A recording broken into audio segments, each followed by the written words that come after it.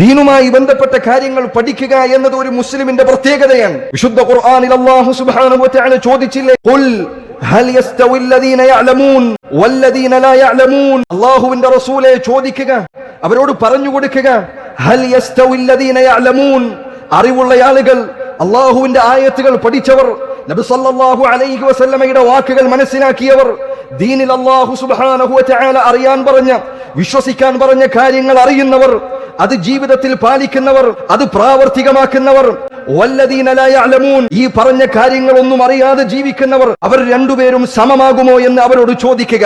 അല്ലാഹുവിന്റെ ദീനിനെ കുറിച്ച് പഠിക്കുന്നവരും അത് പ്രാവർത്തികമാക്കുന്നവരും അതിനെക്കുറിച്ച് അറിയാൻ ശ്രമിക്കാതെ, പഠിക്കാൻ ശ്രമിക്കാതെ, ഖുർആനിലെ ആയത്തുകളുടെ ഉദ്ദേശം മനസ്സിലാക്കാൻ ശ്രമിക്കാതെ, നബി സല്ലല്ലാഹു അലൈഹി വസല്ലമയുടെ ഹദീസുകളെ കുറിച്ച് അറിയാൻ ശ്രമിക്കാതെ, അറിവുള്ളവനും അറിവില്ലാത്തവനും സമമായി തീരുമോ എന്ന് അല്ലാഹുവിന്റെ റസൂലേ താങ്കൾ അവരോട് ചോദിക്കണം.